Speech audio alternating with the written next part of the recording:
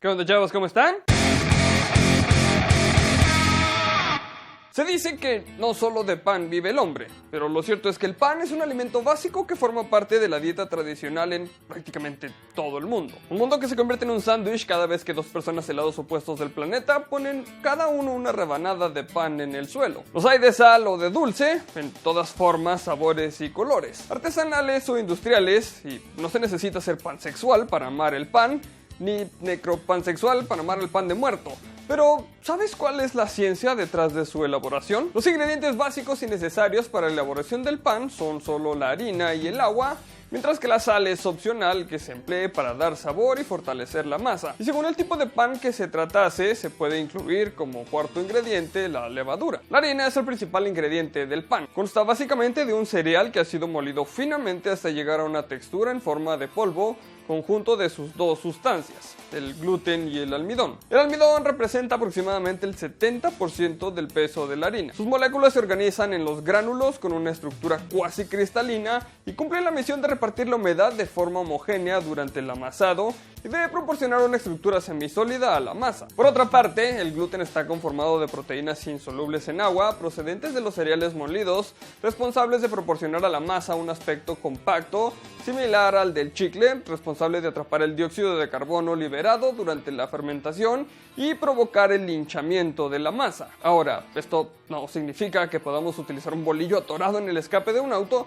para evitar superar los límites permisibles de emisiones del dióxido de carbono, pero sí serviría su migajón para comerlo y mitigar el susto que tendrías cuando te multen por no haber hecho nada al respecto. El agua es uno de los ingredientes indispensables en la elaboración del pan. Tiene como misión activar las proteínas de la harina para que la masa adquiera textura blanda y moldeable. Posee además la capacidad disolvente acuoso de las sustancias añadidas a la masa, siendo además necesaria para la marcha de la fermentación. La proporción de agua empleada suele ser un 43% del volumen total de la masa. Si el contenido es inferior, la masa es menos extensible y más densa. Son buenas noticias, ya que teniendo la harina, el agua la puedes conseguir incluso si vives en Marte, o malas noticias si vives en la delegación Iztapalapa. La sal es un ingrediente opcional en algunos panes. La misión de la sal es, por una parte, la de reforzar los sabores y aromas del propio pan, y por otra parte, en afectar a la textura final de la masa. La sal tiene además un ligero efecto fungicida. Su presencia en el pan permite alargar su vida comestible. La adición de la levadura provoca la fermentación de la masa antes del horneado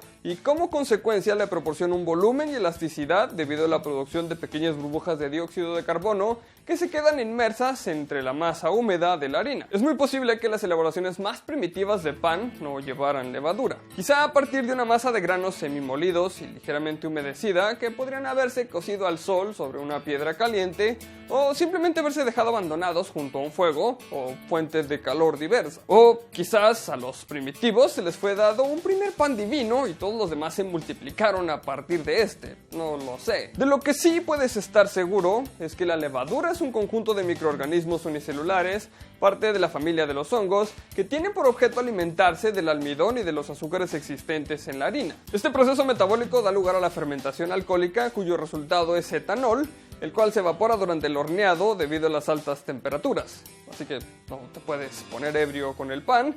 Y el dióxido de carbono, el cual se libera en forma de gas. El gas liberado hace que la masa del pan se hinche, aumentando de volumen, tal como te hincharías aumentando tu volumen después de abusar en el consumo de pan, porque aunque digan que el pan no engorda, tú sí. A pesar de haber empleado las levaduras en la fermentación del pan desde hace ya casi más de 6.000 años, fueron tan solo comprendidas hasta el advenimiento de las investigaciones realizadas por Louis Pasteur, que dieron luz a la explicación científica de la fermentación como un proceso biológico en el cual una molécula de glucosa, mediante la acción del metabolismo de las levaduras, acaba en 2 moléculas de etanol y 2 de dióxido de carbono. El proceso de fermentación es altamente dependiente de la temperatura y produce su máxima velocidad a los 35 grados Celsius. Si hablamos del proceso de panificación, se tienen 4 procesos básicos en cadena, aunque pueden variar el número de pasos según el tipo de pan. Se comienza con la mezcla entre la harina, el agua y el resto de ingredientes.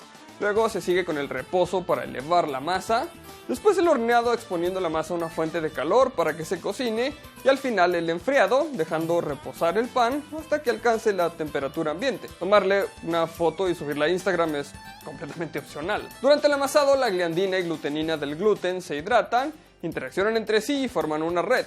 Se activan al hidratarse, entre ellas las amilasas, que actúan rompiendo el almidón formando azúcares. El almidón capta el 30% del agua, se hincha, abriendo sus estructuras y queda listo para la actuación de las enzimas y para la gelatinización. Los componentes, los azúcares, sales, aminoácidos y ácidos, se solubilizan formando una solución coloidal. El aire se incorpora para la multiplicación de las levaduras para esponjar el gluten. La fermentación del pan ocurre en diversas etapas. La denominada fermentación primaria empieza a ocurrir justamente tras el amasado y se suele dejar la masa en forma de bola metida en un recipiente para que repose a una temperatura adecuada. Durante esta espera la masa suele adquirir mayor tamaño debido a que la levadura libera dióxido de carbono durante su etapa de metabolismo, o como comúnmente se dice, la masa fermenta. Al final de la fermentación primaria el volumen de la masa suele ser el doble y la red de gluten se estira hasta llegar a un límite insuperable. Para el horneado se suele emplear una fuente de calor que en la mayoría de los casos se trata de un horno que puede ser como los antiguos de arcilla, piedra o ladrillo,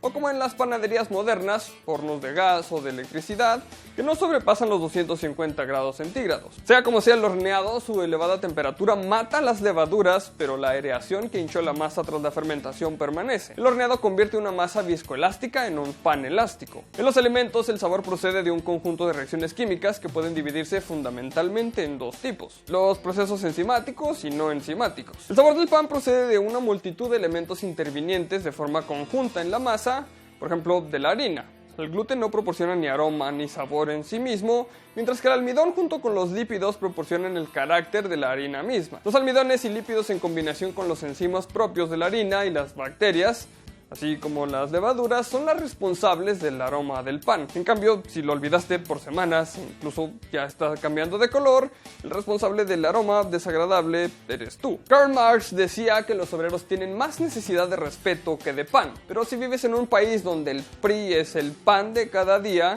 y si solo lo encuentras dulce con azúcar morena, seguramente tu exigencia sea tanto de pan como de respeto. Al final, nada de eso importa. Simplemente, si tienes ganas de un delicioso pan, mi consejo es: cómetelo. Muchas gracias por ver este capítulo. Si el video te gustó y quieres ayudarme a seguir haciendo videos y a mejorar el contenido, o si simplemente me quieres invitar a una cerveza por el buen trabajo, en la descripción del video te voy a dejar el link a mi Patreon.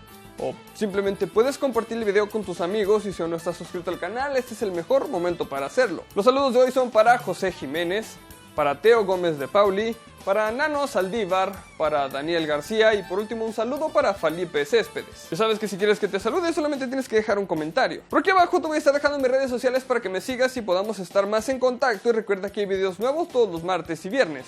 Recuerda también darle click a la campanita para que te lleguen todas las notificaciones de los videos. Solamente me queda recordarles que mi nombre es Arnoldo Montaño y como siempre, nos veremos en el futuro.